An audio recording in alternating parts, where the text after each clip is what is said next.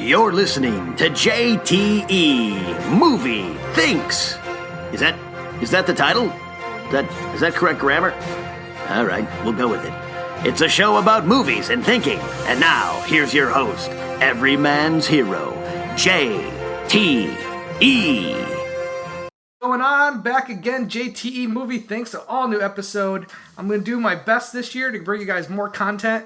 I went on a dry spell for like a good month because I was so busy with Screen Junkies, the holidays, Christmas, all that stuff. I traveled, but it's a new year and the show's been going great so far. I've got some great guests. I got some great guests lined up. Speaking of great guests, making his return for a second time on the JT Movie Thinks podcast, Mr. Stanley Wong. Yep, Stanley Wong here. Did I pronounce that? I put a little Wong in it. I guess that's the same pronunciation. I guess I don't know. It's only one syllable. I'm trying to make it more ethnic. Okay. Is that wrong? As long as you didn't try to make that pun, I'm sure it's fine. All right, that works. Stanley, so last time we were here, we talked a little about 21 Jump Street. Yeah. 22 Jump Street. You told me some awesome stories like behind the scenes. Yeah. Really cool. And you even mentioned the movie that is out right now, The Big Short. I believe you mentioned it to me last time. Yeah, I think I was just like, there's some movie that's coming out. Yeah, with like Ryan Gosling. It's I was like blowing what? up now, yeah. Nominated for Best Picture. It's winning awards for screenplays, and some of the actors even nominated. Yeah. You were nice enough to come on Box Office Breakdown. Yeah, just earlier today. Did you have fun? Yeah, it was cool to like be in like the studio thing. I know, because right? obviously my other one was the first podcast, and it was like it is now. It's in a bedroom. We're literally in my bedroom with my laptop and my little microphone. But, yes, I should get. Hopefully, one day I'll get to get on Screen Junkies. Maybe movie fights. Can you movie fight? I don't. I guess I'd have to see. I feel like I could movie fight, right? I told you before. Just lie and say you watch movie fights. Okay, yes. I love movie fights, and I would love to be on it, of course. Oh, I'll make it happen. Don't worry.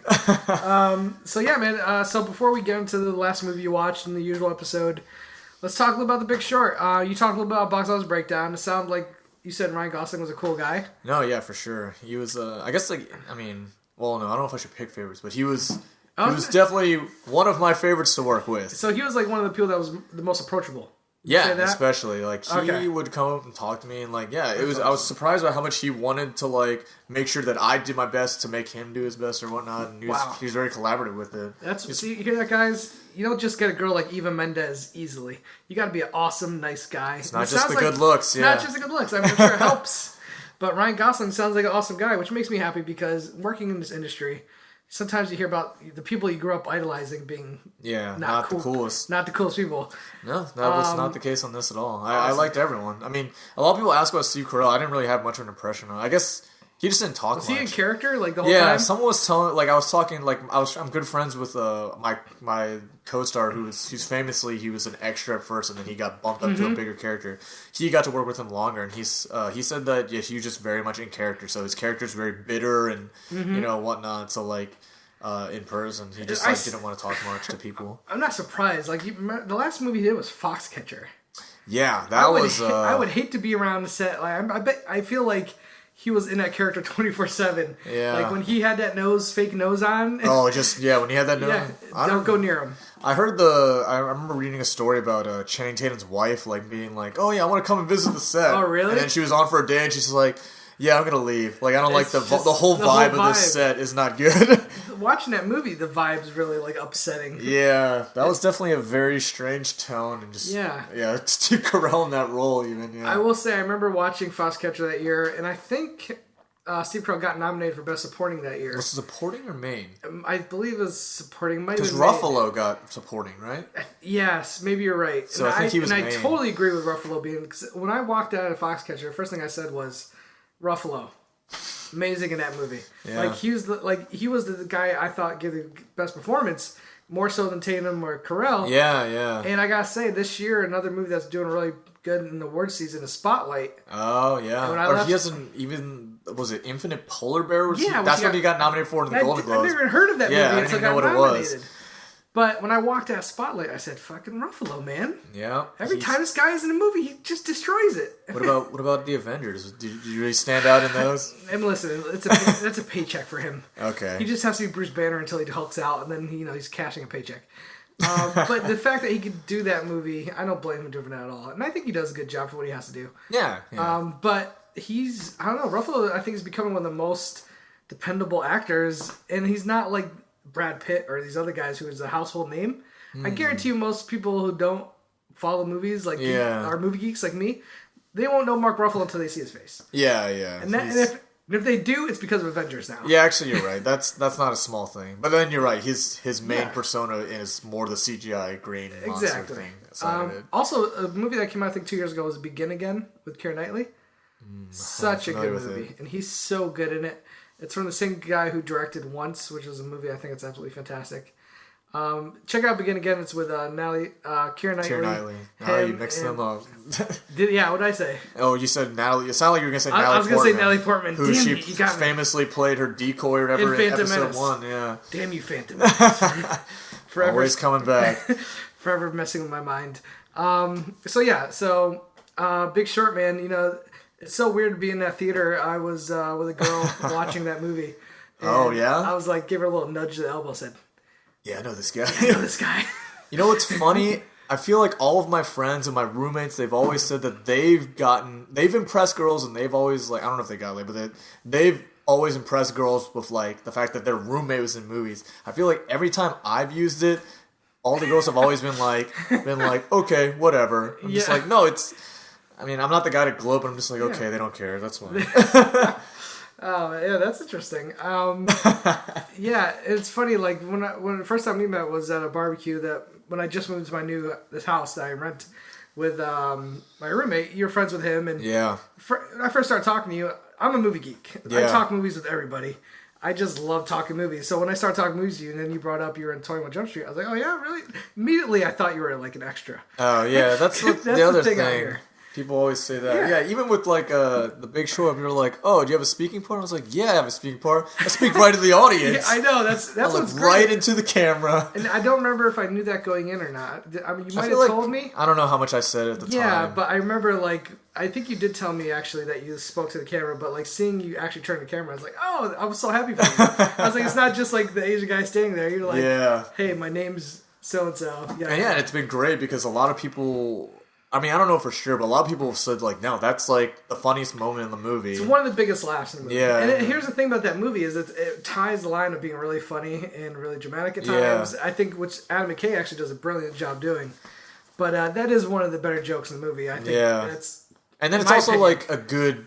Like, I went to a Golden Globes party recently, and then people would be like, oh, yeah, I was in The Big Short. And they're like, oh, yeah, who were you? I was like, I was an Asian guy that talks to the camera. And they're like... I know who that is. Exactly. Whereas, like, even with Jump Street, I'm like, oh, I'm the Asian guy that hangs out with Channing Tatum. Some people were like, who? It's just like, oh, man, I was in so much of that movie. The fact you get to address the audience, I think really helps it. Yeah, that's my moment, I guess. How many takes did you do? They did a lot, actually, because really? There was, like, obviously I think they did it from a lot of different angles, so they're like, yeah, well, we're going to have you turn in this one, and then we're going to have you turn in this one. So I don't know which one they're going to end up using, you know? Oh, interesting. Were you happy with the one they used? Yeah, I mean, it's fine. Are they all the same, basically? Yeah, I guess my one regret was that, like, everyone just kept telling me, like, wow, you're so great in this. And I was just like, wow, I guess I should not change it up then. Oh, I mean, not that it's bad. Okay. Obviously, people like what I did on screen, but, like, I guess the one regret I had is, like when I remember I was driving home, and I was just like, I could have done more. Like, I was coming up with ideas of, like, how to do it differently. Yeah. And just for whatever reason, I guess I got so much positive reinforcement that I'm like, I'm already good enough, I guess. Or I don't know, it was weird. It's interesting, because, I mean, it is a really quick scene. It's about 45 seconds or so. But it's curious, like, how much can you really do with that much time? Well, I mean, yeah, it's at least it's not, like, one word. Like, there are I've done... Or no, actually I haven't done it, but there are roles where you're just like, it's like, more water, please, you know? Like, yeah, then you're just a glorified extra at that point. But you have a name. But yeah, for that one, like, I actually did have there was like a little bit more lines after that. That's right, you were saying that. What were tell my audience exclusively on JT Movie Things, what were some of the other lines that did not make the movie? So, I guess what was supposed to happen is, I guess the last line is like, and I actually got second in that national math competition. The line that was scripted, that was supposed to come after that, is just like, yeah, Jared's kind of an asshole, but, you know, he's good at his job. So, like, that was, like, the last scripted line. But then also, Ryan Gosling was like, hey, do you want to, like, improvise something? He said he talked to the real guy that Jared Vennett's based on. I think it's Steve Eisman or something. He said like he had heard a story about the real.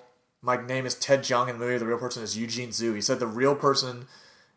I'm confused. Okay, so Ryan Gosling's character gave my character his shoes or something, and he's just like, let's try to work that in. Like, so he's like, okay, so like there was a little bit of a riff at the end where he's just like, he's like, do you think I'm an asshole? I'm like, maybe. And he's just like, come on, man, I give you my shoes. Doesn't that mean anything? He's just like, okay, you're right. That you did give me your shoes. So I mean, I can understand. Like, the movie's long. They don't need a weird thing about shoes. Look at Gosling doing his homework. Yeah. I guess you got the meat. And you know what the funny thing is?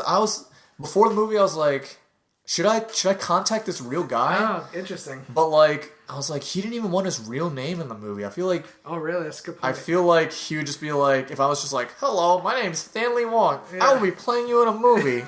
That's weird. I never thought about the responsibility that comes with that, but. Yeah, so I mean, I never got in contact with him. I'm playing what I'm playing, so... Well, you should message him and be like, what'd you think of my line there? I was thinking about it. Yeah. Actually, I was talking to there's the other co-star in the movie, the other Asian guy who's famous. He's Ryu in the Street Fighter movie. Oh, hell yeah. That guy. I talked to him and he's just like, hey, I actually met your real person in real life. I was just like, what? How did you get to meet him and I didn't? Seriously. And then famously, I was we had like a small Twitter conversation. I said like, hey, I know you've had a lot of great movies since then, but I just want you to know that Street Fighter the movie holds a very special place in my heart. And he's just like, thanks, man. He's like, that's a first. Yeah, I mean, that's listen, what I know. I loved Street Fighter the movie when I was a kid. I saw that movie like 3 times in theaters, man. Oh wow, Jean-Claude Van Damme bicycle kick all freaking day. I have a newfound appreciation for it. It's I don't know why they made it the way it is. Bananas bad, but it's pretty amazing. It's pretty amazing. So kudos to Byron Mann for playing Ryu in it. All right, good job, man. All right, so awesome. I can't wait to hear next time around what other movies you'll be in. Yeah. Who knows, man? Sky's the limit. So let's get to the meat of the show here. Stanley Wong. Okay. What was the last movie you watched from beginning to end? Whether it be on a plane, whether it be at home at Netflix, maybe it's a movie you grabbed off your shelf. Okay. Maybe it was 2122 Jump Street. Maybe you're watching your own work. People always try to get me to watch my own movies with them. I haven't seen either of those movies in a while. So what was the last movie you watched? So I've been on a awards movie screener kick, and it was Straight Outta Compton. I got the DVD in. I hadn't seen it yet. Compton. So, yeah, I watched Straight Outta Compton. Awesome, man. This actually made my top 10 movies of the year. Oh, yeah, was it 7? I think it was number 7, yes, exactly. Okay. I love this movie. For me, growing up in the 90s, there's so many points in this movie that I was just like, yes. Oh, my God, that's that song. Oh, nothing but the G thing. Like, I remember NWA, and I remember the whole controversy when F the Police came out, and I remember the controversy when Ice-T came out with Cop Killer. Like, these are things that were happening in the 90s and late 80s. All right, well, before I get into it, because obviously I love the movie, I'm real curious, what did you think of the movie? I really liked it. I thought it was, okay. I know you grew up with it. I don't know if this is like a cool thing, but I was not familiar with the subject matter. So, really? I was even asking my friend, like, wow, so that character, Dr. Dre, he seems to have gone through some conflict. Were you not a big hip-hop fan growing up? No, I guess I wasn't. Wow. I was watching it all new. Gotcha. I guess... Yeah, that's interesting though, because I'd like to hear that, because I was worried when I first saw it that maybe I was bringing all my nostalgia to it. So it's good to hear somebody like it, close to as much as I did, who didn't grow up with all that. You just enjoyed it for the story. Yeah. I guess I'm curious how much of it was, embellished or fake, which I heard maybe a lot of it is, or some of it is. I heard it's more what they left out. Oh, okay. Dre obviously had some runs with the law, so Eazy-E and all those guys. But listen, when you're producing a movie by yourself, you're obviously not going to put the worst things you've done in it. It's also, it's a biopic, and, biopics even about one person are hard enough. Well, that's what I love about it. It's not just about one person. Yeah, it's about the group, so... It's probably still mainly about the 3, but Dre, still, Cuban, when you're splitting Eazy. up between, several characters... It's hard, I'm okay with you're not getting every other character's life events, because it's more about the group and how their music changed things than it is about their life. Yeah, and really, it honestly educated me. I was even talking to my friend. I was like, wait, so rap was like not even in the mainstream before them. And my roommate's just like, yeah, like it grew that's in a the thing. 80s, really, is when it started. So yeah, it was cool to see it, and I mean, there was a little bit of a drag, kind of like once they'd already made it into the mainstream. Then so it did drag a little, but I thought it was still interesting overall. And I think the movie what I took away from the first time watching it is the energy.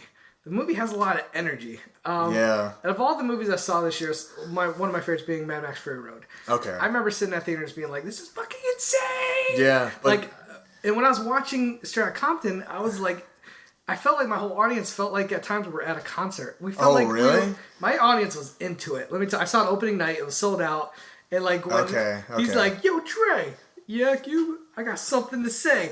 Everyone in the theater was like, "Fuck the police!" And I was just like, "Oh, that's awesome." Shit. So I think that energy from the audience, instilled with you, it helped enhance my experience. But I also give credit to F. Gary Gray for making a movie that gave you that kind of energy.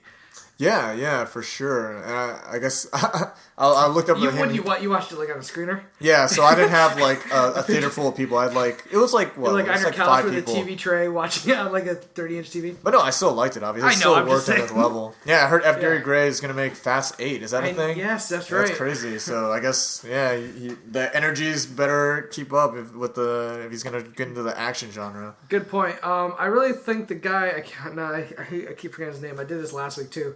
It's Justin something, the guy that played Eazy-E. Mitchell, I think. Right? Jason Mitchell. Yes. Jason I Mitchell, thought for this guy's like first major role. Oh, was it? He was a complete newbie. Complete newbie. Destroyed it. Yeah, because I heard if out of anyone was going to get nominations, it was going to be him, right? Yeah, I would say that was the one. I think that was the only one that was going to get nominated. Yeah. And then a lot of people even said, that was one of the movies that like people say like it should have got nominated, right? Or he at least should have got nominated Best Supporting Actor. It got nominated. It's funny because there's this whole thing called Oscars are too white. Yeah. The only thing it did get one Academy nomination for Best Screenplay. Screenplay. Yeah, and all the people that were the screenplay are white. Oh, that's interesting. So it's like even people are like, really, the one Oscar you can nominate Straight Outta Compton for is all the 3 or 4 white people that wrote the movie. Listen, that's a very cynical way to go about it. I get it. I mean, I'm glad it got nominated for something. I guess I can understand it not getting nominated for Best Picture because I agree with you. I think there's a lull in the film. The story of them becoming together and their rise is so damn interesting that a lot of people complain the last 20 minutes or so are very behind the music-y. Remember that show Behind the Music? Yeah. Where it's just kind of like you're jumping large points of time. You're just kind of like seeing these cue moments. Like just seeing the scene where he leaves, Death Row Records. There's him with Tupac, which is an awesome scene. Yeah. Because a guy actually looked like Tupac. Yeah. And then there's that scene where Dre's like, "Oh, here's Snoop Dogg," and they start keying out nothing but a G thing. Like there's these things that just kind of. There's even a scene where Ice Cube, who's played by Ice Cube's son, looks amazingly like him. O'Shea Jackson. He's writing Friday. Oh, so that was kind of just like, And then there's even actually that whole Bye Felicia scene, which I feel like is That was pretty early in the movie. Yeah, that was early in the movie. But even still, I was just like, I wonder if that whole scene was just written to have that joke. I mean, I guess it also shows, like, this is what they were doing in their meantime. Yeah, because Bye Felicia came from the movie Friday. Yeah. So you're seeing, that's where Ice Cube got it in the first place. I mean, I guess. Or they could have just written, those white guys could have just written that in there, True.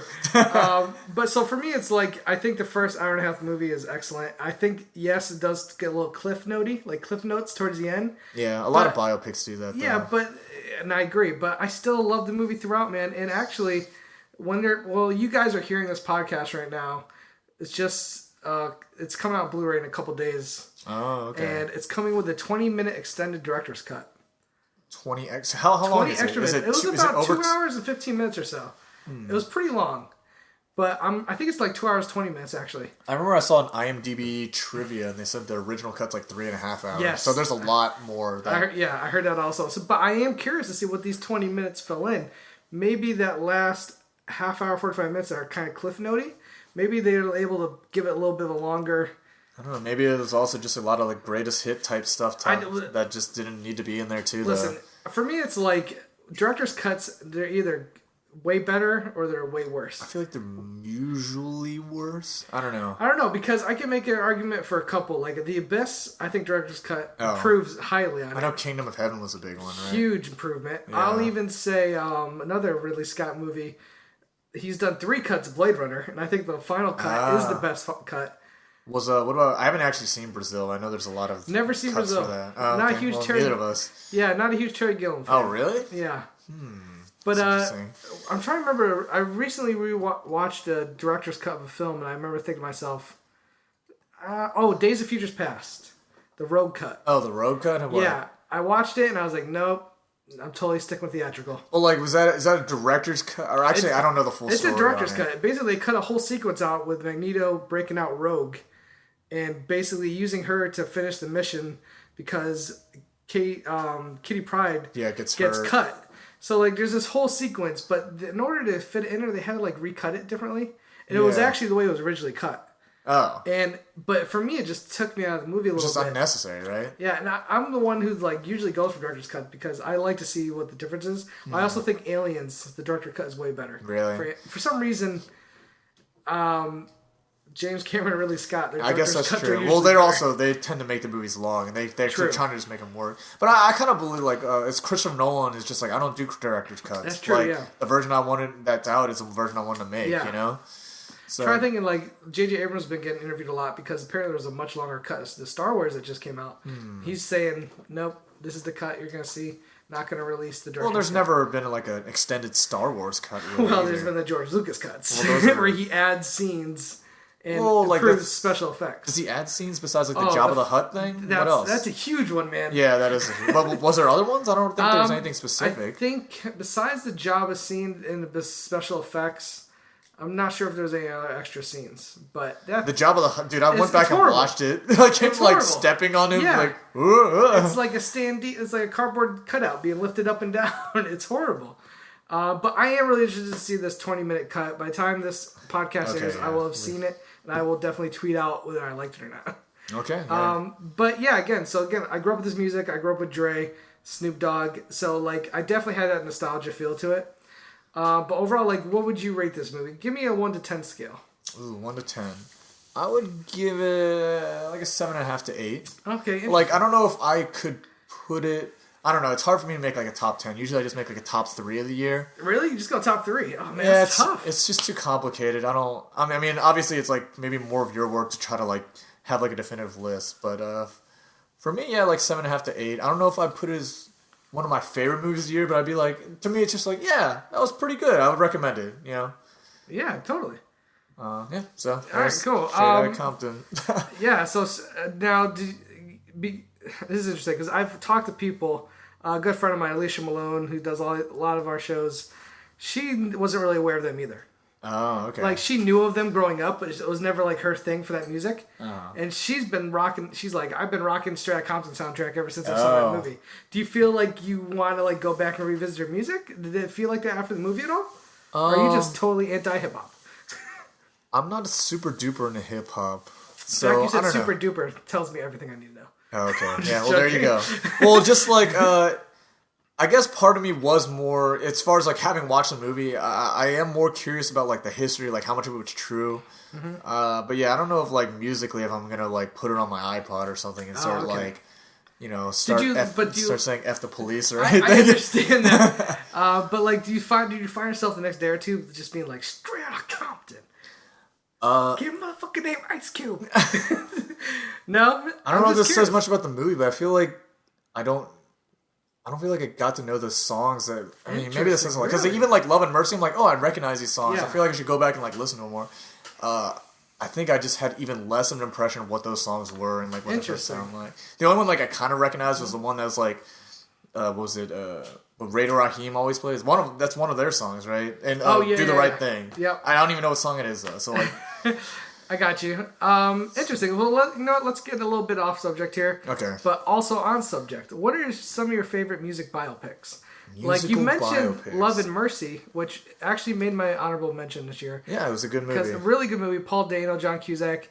And for some reason, I love when they give you the oldies but goodies. Yeah. Like, the one thing that was different about Straight Compton was, even though it was like 80s, 90s, it was much more contemporary than most music biopics. Because, I mean, you got the Buddy Holly, La Bamba. You know, one of my favorites is Walk the Line with Joaquin Walk Phoenix. the Line's good.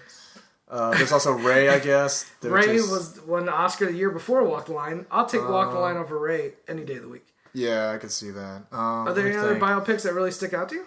This is a fake biopic, but I do actually like Sweet and Lowdown, which is a Woody Allen movie. That's with Sean Penn. Yeah, the best. Legend. But it's a fake biopic. It's got that mockumentary style. It's not a real artist. So was I guess really shot mockumentary style? Yeah, they have like interviews with people, and fuck, I need to see that movie. I love mockumentaries. Oh, okay, yeah, you should check it out. I definitely need to check that out. And now Sean Penn is one of the best. Okay, well there you go. Ever. I mean, I don't know if I should stick with that though, because it's not a real biopic. No, okay, no, but that's I don't know. But what are some other ones? Well, like in the vein of Sweet and Low, is that what it's called? Sweet and Lowdown. Yeah, Sweet and Lowdown, Sweet and Low. I mean, it's part of it. Yeah, the other one that's kind of like that is That Thing You Do.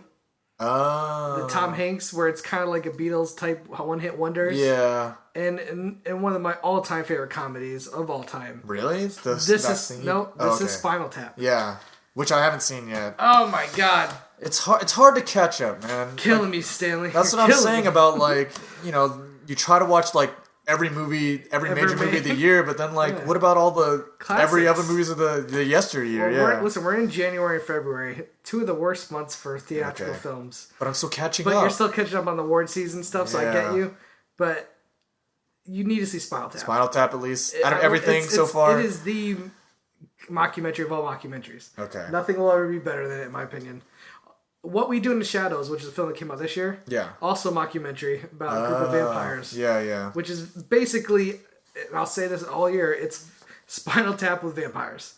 And it works beautifully. Yeah, that's I'm trying to think some other biopics I really like. Walk the Line is definitely one. I did like La Bamba a lot growing up with La Bamba. There's even the Selena one. La Bamba. Bamba. It's Bamba. I used to say Bumba. Oh, really? As a kid? Bumba. No, not as a kid, as an adult, unfortunately. You can't say that here. You can't do that. Yeah, I'm trying to think of some other, I guess maybe Walk the Line for me. It has one of the better ones. I'm pretty sure, for like you were saying, I'm pretty sure I like Walk the Line more than Ray. Yeah, I know I'm forgetting some, but I really do love musical biopics. They just announced a new one that someone's gonna act in. Tennessee. Or no, who's it? The guy who plays Loki is gonna be. Yes, that's the one. He did.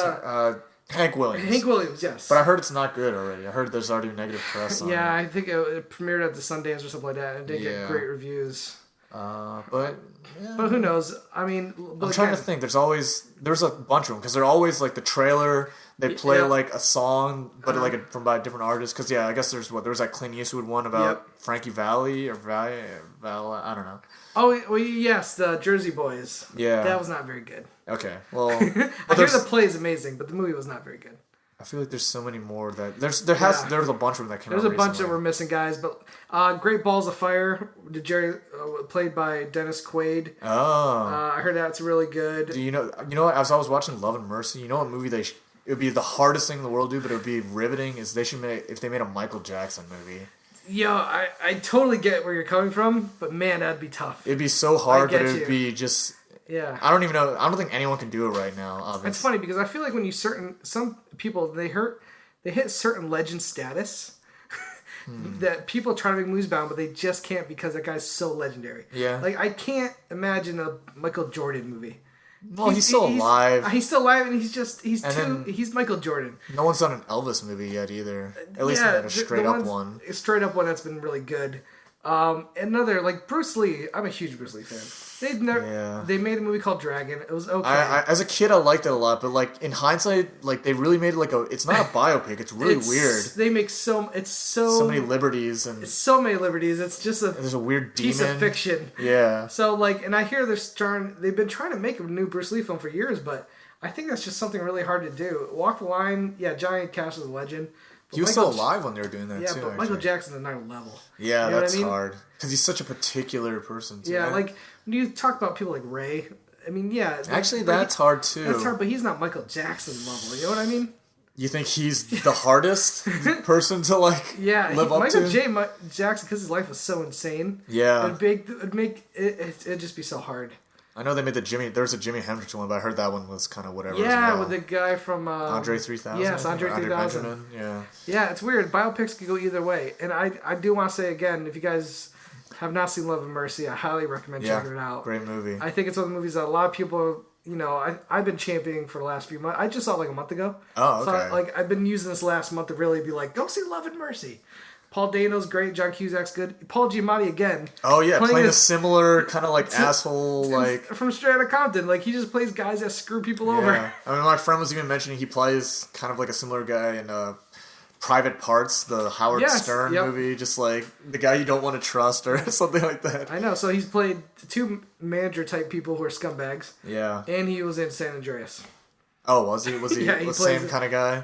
No, he's just a nice geologist. Oh. It was such a wasteful role for him. Giamatti, dude. He's one of the better actors, I think. He is great. I love Paul Giamatti. One of my favorite movies, which is also a biopic, but not music, is American Splendor. Oh, yeah. I was about to say. Yeah, I've seen it. Such a good movie. Love that film. It's American Splendor, another movie I want to champion. If you guys haven't seen it, go check it out. Also, a movie that was one of my top 5 films of a few years ago was a movie called Win-Win. Oh, okay. Directed by Todd McCarthy, the same guy who's being nominated for Spotlight. Win-Win is a fantastic film, and even has Paulie from Rocky in it. So, highly recommended. Paulie from Rocky, wow. I know it's good to see him make a movie, right? Yeah. All right, guys. I think that's about it. I think, listen, there's a lot of biopics out there. I'm going to look up IMDb later and be like, damn, I forgot about that one. Yeah, that always happens. So, Straight Outta Compton, is it something you would watch again? Watch again. Was it a one? I feel like you're not a big guy who rewatches movies. Is that correct? I feel like I'm a guy that likes to revisit a movie after a couple of years. Really? Sure. Okay. Yeah. What's one of the movies that you revisit the most in your life? Revisit the most? Is it a classic like Ghostbusters or Star Wars? Like, what's one that you always don't you have that one comfort movie you're like, I don't know what to watch, but I can put this on because you know why? I can watch it any day. It's a strange thing to say. No one will ever expect it, but I think as far as favorite movie, not the I think it's the best movie is let me get this mixture right. It's Willy Wonka and the Chocolate Factory. Because it's not the Tim Burton one. Not the Tim Burton one. It's the original OG Gene Wilder one. Interesting. Because as a kid, I love. Because it's weird. Because I don't actually like musicals that much. Me either. And that movie's a musical. I think it's great. Yeah, I don't know. That was my favorite movies growing up, and I'll watch it if it's on. I grew up a huge fan of Gene Wilder. Okay. Love Stir Crazy with him and Richard Pryor. I love Silver Streak. I love See No Evil, Hear No Evil. And I love him as Willy Wonka. I'll never forget watching the Tim Burton one and walking out of the theater what did my eyes just witness? For sure. I will never watch that again. No. The original is so good. It still holds up too, man. Still holds up. In hindsight though, I mean, okay, this is me being an asshole. Him getting the ticket, everything leading up to that is so interesting. Actually, as an adult, him at the factory is the most boring part. I was like, wow, it's interesting to see that, that's how it is, growing up. Just him going to the factory, was just oh, this is standard fare. Are you talking about the original? Yeah, the original. Okay, interesting. I mean, I disagree a little bit because Gene Wilder to me is what makes that movie so awesome. I guess that's true. Don't get me wrong, the kid and the grandfather are great. But I guess, I don't know. That scene where he walks out and he's limping, and then he does the droll, and he's like, ta-da! It's like, oh man, awesome. And say what you will with that movie, Gene Wilder gives a great scene at the end of the film when he breaks down. When he's you got nothing. Oh man. Which is also a famous meme, I guess, part of Is it really? Oh shit, I didn't part look that of it. up. Or just I guess there's a lot of I'm looking up Willy Wonka theme memes right after this. Because that's great. All right, so let's get to the portion where we do quick thanks. Okay, yeah. So I tweeted out, what's the last movie you saw, and we will see what they said. All right, let's go. So many. Ben Lott, at Lott Ben, said The Hateful Eight, which you have not seen Haven't seen. It's next on my list. It's weird. I really like this movie. It almost made my top 10. It was definitely in the running for a little bit. It's one of those, I really think I need to see it again to really just kind of see how I feel. We should hold a screening. I'll go to it. All right, we're holding a screening. Here we go. Trevor, at Trevorsaurus, just finished Collateral a few minutes ago. Cruise's best performance. Collateral. Cruise's best performance. Yeah, that's where I'm going to argue with you here, Trevor. I don't know. I think it's a great performance by him because it's so different than anything he's done before. Yeah, The he thing did well. I will give him that, it was for sure. I mean, listen, he never played a bad guy before this movie, so like I was really curious to see like how's he gonna do playing a bad guy. Really? That's his first? Name me never where he played I bad don't know, guy. Tropic Thunder? That was after Collateral. Yes, he is a bad guy. I'll give you that. Okay. But like to be a real bad villain, it was really cool. I love how he went with the silver fox hair. Yeah, And really different look. I don't think it's his best performance. I think it was his most different performances. What do you think is his best? Just off the top Born of on your the head. 4th of July. I haven't seen it, but I'll say Magnolia. Magnolia's fucking Nuts. fantastic. Okay. Respect the cock. But yeah, Cloud is a great movie. One of Michael Mann's better films. Yeah, I liked it a lot. Heat is still his best though. Yeah. Okay. Matthew Long at Young Long 95 just saw Slow West, and it was just the kind of indie western I was hoping it would be. It's with Michael Fassbender. Cody, I think it's Cody Smith who's in it. It's a film that came out this year. It was very much a small release. It's a Slow West. That's what it's Slow called. West. Yeah, I have not even heard of that. check it out if you have Amazon Prime. I believe it's playing on there right now. Okay. Really good. I enjoyed it. I actually just watched it a couple weeks ago because I wanted to see if it would make my top 10 list of the year. Didn't make my top 10 list of the year, but I really enjoyed it for what it was. I do like Western, so yeah, I'll have to check it out because I don't think there have been any recently, right? That have been bigger. Yeah, nothing big. Natalie Portman has one coming out called Jane's Got a Gun. I heard that's like there's a lot of trouble with that one, right? A lot of production, changed directors last minute, so. Jason Bagsit, that's the greatest last name ever. I don't know if that's your real last name.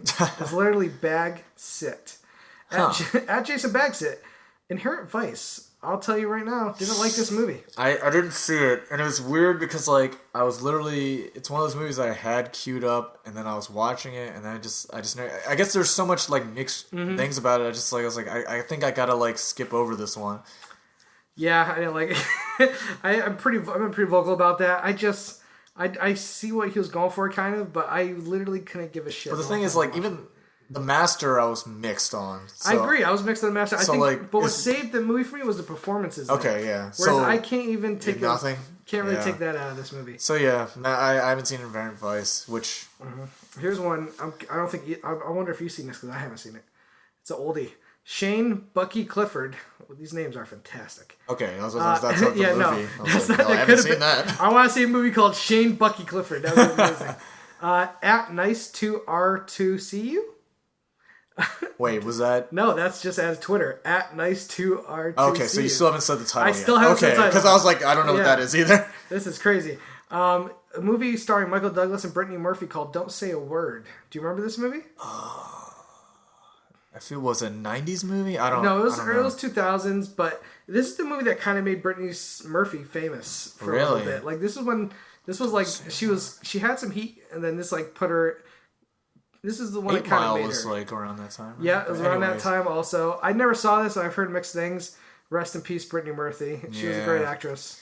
Yes, I haven't seen it. Yeah, or at least I can't recall what it is off the top of my head. Oh, here's a great one. Ed Plus at Bruckman34. This is funny because I just watched this movie last night for the first time. Super Cop, classic Jackie Chan movie. Have you seen Super Cop? I feel like... Which is originally is called Police Story 3. Maybe I have. Just like, honestly, as like a kid, like I am like ethnically Chinese, so like I would watch just a mixture of Jackie Chan or Jet Li movies, and they would actually be like the ones from China and they're subtitled, and like I wouldn't even know what they're called. Like, you're right, they might have been called Super Cop 3 or Police Story, I don't know. So it's probably a good chance. Michelle Yeoh. But isn't she in a lot of them? I don't know. I think she's only in one movie with him as far as like the old school Jackie Chan. But then she did the sequel called Super Cop 2, and Jackie Chan appeared in it. But this one, they kind of split this time 50-50 a little bit. But still a Jackie Chan movie. I feel like I have seen it. It's just been too long. It would have been like in that era. Which is why I actually just watched it last night. Because I watched it years ago and I wanted to revisit it. I've been doing that a lot lately. I revisited Rumble in the Bronx just... Yeah, that was a good one. Or is Super Cup better than Rumble in the Bronx? I would say Super Cup is better overall. Okay. Rumble Box has some really fun moments though. But yeah, Super Cup's great. I still think his best film, hands down, is Legend of Drunken Master. Yeah, one of the older ones. Yeah. Quite frankly, one of the best fight scenes ever put in martial arts film. I'll say that. Dose of Opinion at Dose of Opinion. The Loft, which I hear is one of the worst movies of the year. I haven't seen it. Haven't seen it either. I know it's on Netflix, but I just know that I should. I'm sorry, Dose of Opinion. I heard that movie's horrible. I don't know why you watched it. Miguel Angel Gomez at Gomez Mig. Straight out of Compton. So you got a whole show asked about yours. Yeah, it was good. Okay. Oh, great. Joey Beans, who's amazing. Joey Beans 81. Weekend at Bernie's. Weekend at Bernie's. What a classic.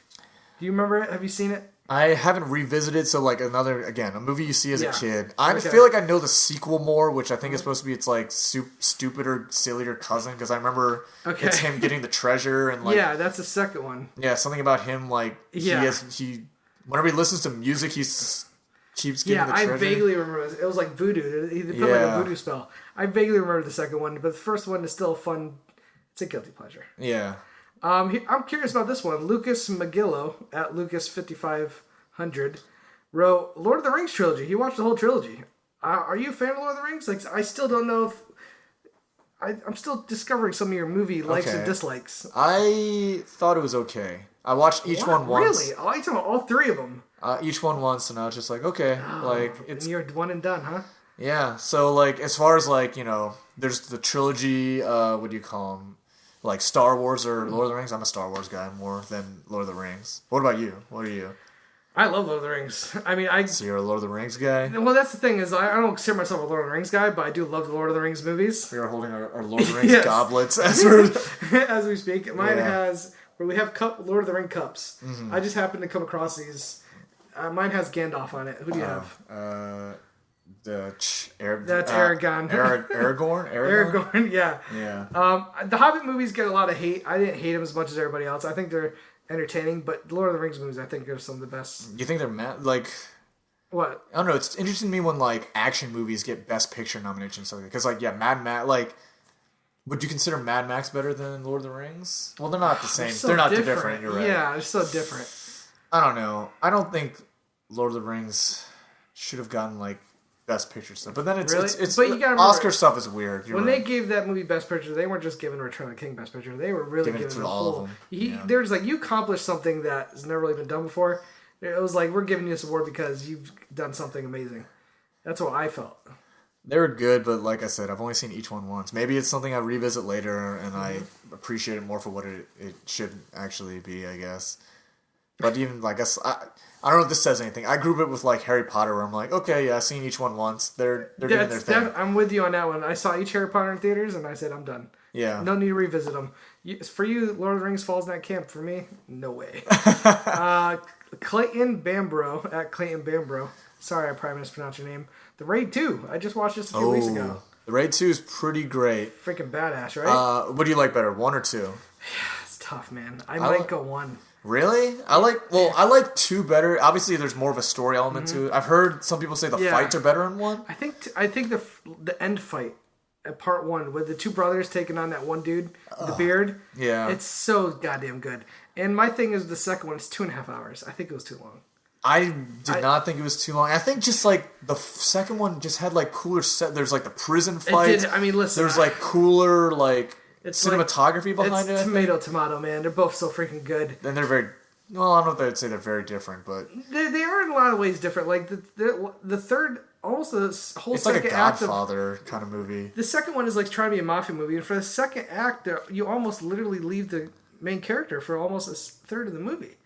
It goes off with the the son of the gangster. The whole... homeless assassin storyline has nothing to do with the main character. I will say that like despite them trying to instill a lot of plot elements, it still is kind of just like a pale version of like a Godfather type thing. But I think I like the second one more.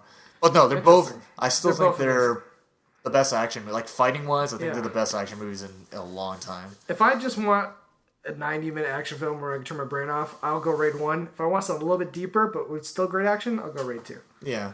But both are fantastic. I hope they make a third one. I know they're planning on it. So. They are? That's awesome. I'm freaking there. All right, we're going to do one more. Sorry I couldn't get to all these guys, but we only have so much time. Let's do one more. I'm going to try to find something that we haven't talked about yet.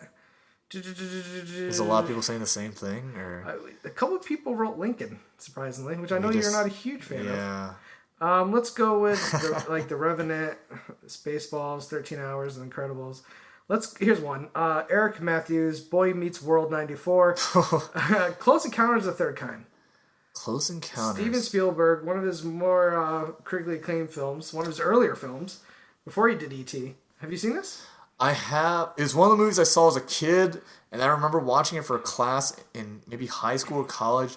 But honestly, I think even then, it's still too long. I think I need to revisit it. I kind of just have a very hazy memory of it.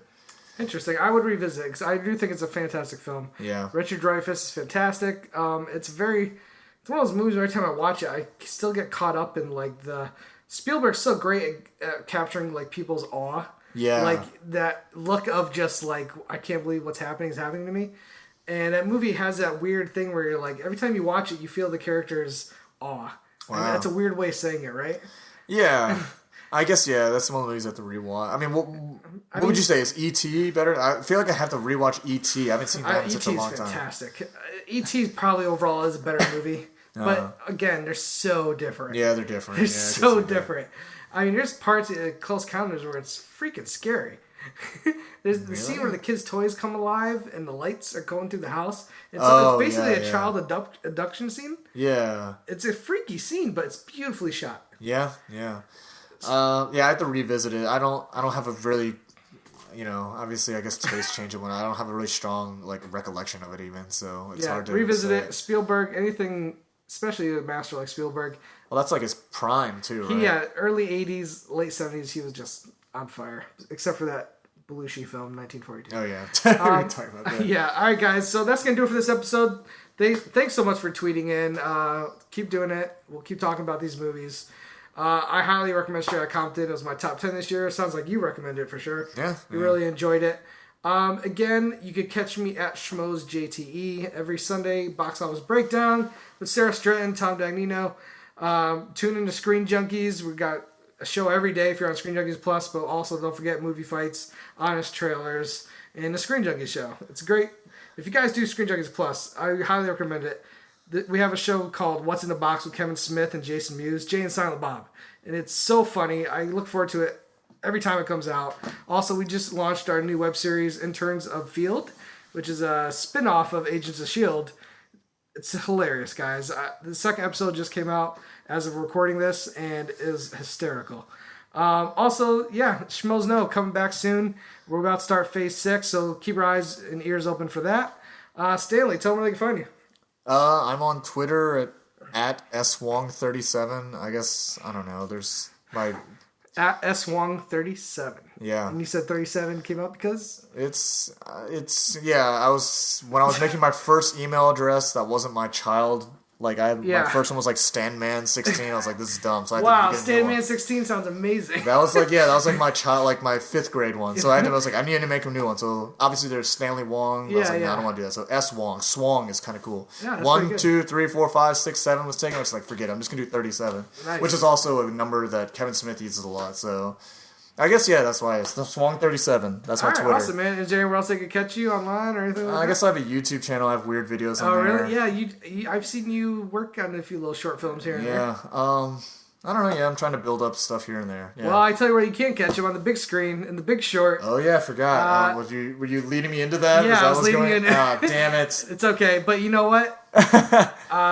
Check out The Big Short. It's nominated for Best Picture. They're doing pretty decent at the award circuits right now. They're picking up screenplay awards, and they're nominated for a lot of stuff. Mm-hmm. You're seen as one of the funniest scenes in the movie. I think it definitely got one of the biggest laughs in the theater I was in. Yeah, people. It's just funny. I mean, I don't know what to say except for go see the movie. Yeah, it's a good. It was one of my favorites of the year, and I think that's an unbiased opinion. All right, good. We try to keep unbiased here in JT Movie Thanks. All right, guys, so thanks again. Do me a favor, listen to us on iTunes, and we feel like you gave you a 5-star podcast. Go ahead and give me 5 stars.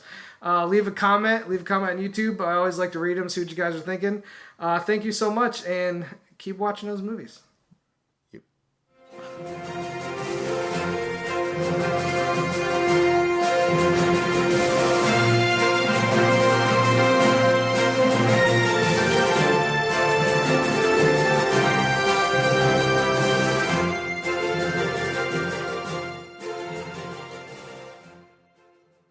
Hey, hey, what's up? I'm not asking. I'm telling you. See, I'm rolling up my sleeves. There's this link right there. You're going to watch the behind-the-scenes videos. When you're done with that, you're going to laugh your ass off some of these B-Team videos. But don't forget the other podcast stuff, because that's stuff we do personally. All right? Watch that shit.